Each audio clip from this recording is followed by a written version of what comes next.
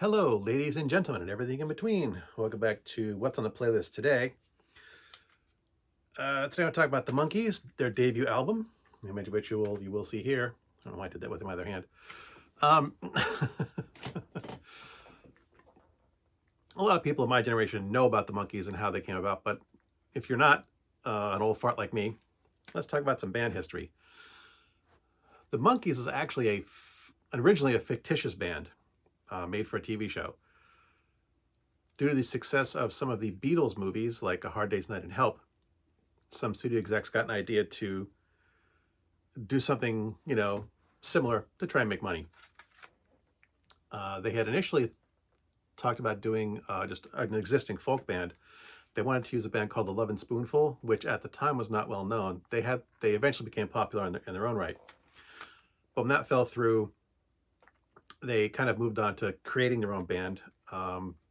They had Davy Jones, who was well known for being the Artful Dodger in the production of Oliver. And he was under contract a long-term contract to make TV shows and movies and music. So they had him already. So they put out a casting, cattle call for other potential musicians to make up this fictional band. They got Mike Nesmith, Mickey Dolenz, and Peter Tork. And I think Mike Nesmith was the only one who'd had any real success. Although Peter Tork did know, he was at least not well known, but he was recommended to this project by other musicians from other bands that were popular at the time. Mickey Dolenz had actually done some previous acting as a child. He'd been a child actor in at least one thing that I'm aware of. Don't remember the name of the movie though. My wife would know. She actually liked that movie when she was a kid. Anywho, they got these people together and put out a TV show and an album. And the TV show was really well received, to the point where the band the band actually started to tour, which the studios were very much against. Let's talk about the album a bit more. Their debut album was it 1960? I can't tell. I was looking at the reprinting dates on it. What's the original release date? I think this is 1966 was the initial release date. The TV show was on air from 1966 to 1968. It was very popular. I remember loving this show as a kid, but I also love the Beatles, and this was a direct rip-off of the Beatles anyway. Rip-off The Hard Day's Night and Help. And I liked those too. I was a little budding musician and as a child. My love of music has, existed since the 60s.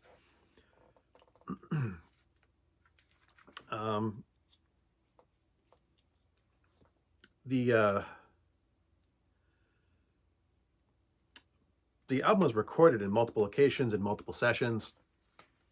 The Monkees were famously not allowed to play their own instruments. A lot of people initially gave them crap for not playing their own instruments, but the studio execs actually refused to let them play their own instruments. So it wasn't their doing. They were all musicians. I do recall that nobody at the time was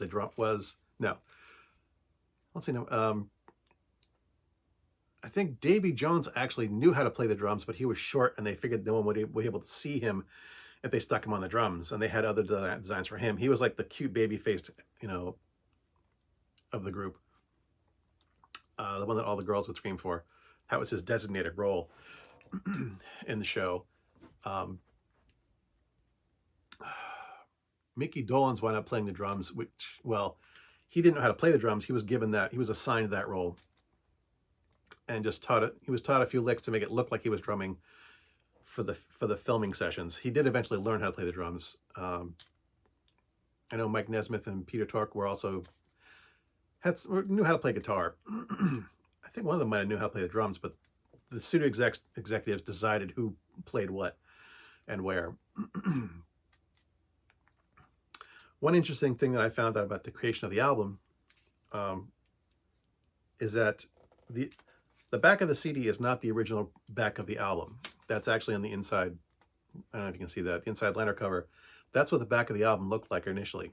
And if you look at it closely, it says that they're all playing instruments. They didn't. They were not allowed. The studios lied to everybody. Big surprise there. The only two songs that the Monkees, sorry, played on, one of them was Papa Jean's Blues, which actually Mike Nesmith wrote. Was one of only two songs that the actual bandmates did any work on.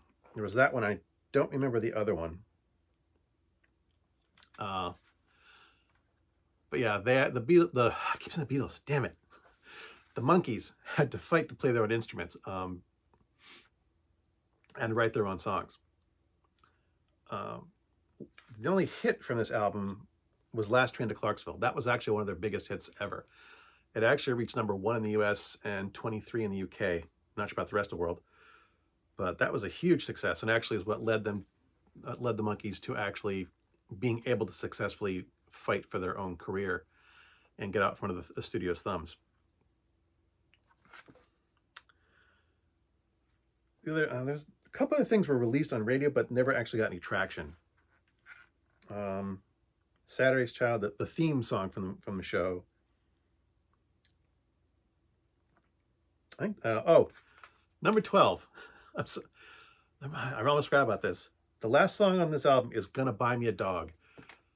This is another kind of a Beatles tribute, because the Beatles had a couple of like goofy nonsense songs. They had a B-side.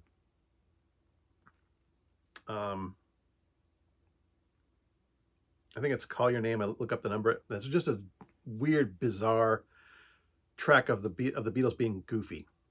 And because that was mildly successful, and this is a Beatles ripoff band, the Monkees had a couple songs like that too. Gonna Buy Me a Dog is one of those. And I don't think it ever got any commercial success, but it did make the rounds. I do recall hearing this as a kid. Well, I have mentioned previously that the popular radio station I grew up listening to was run by a bunch of stoners. And they loved weird, goofy stuff like this, and they would play it from time to time. And I also heard it on the Dr. Mento show growing up. Plus, I don't know if it was ever aired on the show. I don't think it was. It might have been. It's been a long time since the 60s. And I was just a little kid. That's a fun little walk down memory lane. If you like the Beatles, I'd give this a listen. It's kind of based more on, the style is based on the Beatles during their Hard Day's Night, Help, and things along those lines. It's a bit more Beatles era further than that. Not quite Yellow Submarine or Sgt. Pepper's. Kind of in like a Rubber Soul area, where they're a bit more experimental. But it's still a fun little take from the 60s. And I think it's good that, like, unlike a lot of other bands of that era, these guys actually had some real success on their own. There were a number of other fake bands that came out of this era. Partridge Family is one of them, that had some limited success, but nothing quite the level of the Monkees. The Monkees actually really wanted to be musicians on their own and had some success at it. Sadly, I'm not sure who died. Is it Davy Jones? Who's left? I don't know who's left. Oh, I do have one odd little tidbit for the Monkees. It is one of my only claims to fame, in that I actually went to school with Peter Tork's daughter. Something I did not know at the time. It wasn't until after I graduated high school, I moved out of the house, I wound up working with a guy who was a bartender. I worked in the kitchen, he was tending bar, and he was dating this girl. And I was like, oh man, I went to school. That's like so cool. And he's like, did you know she's Peter Tork's daughter, right? It's like, no, I did not know that. It's like, this is really, really weird.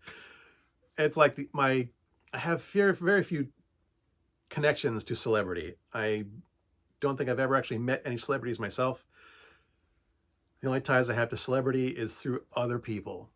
You know, people that I know who've met other celebrities. Like I said, this guy was dating Pierre Tork's daughter, and I went to high school with her. That's the closest I've come to fame, meeting a celebrity. So my own weird little tie to the Monkees. And honestly, I'm not even 100% sure that that's true. I'm just believing that because he told it to me and because I thought it was cool. So for all I know, he could have been lying to me. But that's, you know, that's my story. I'm sticking to it. As always, thanks for watching. As always, my stuff is crap. And until next time, good hunting.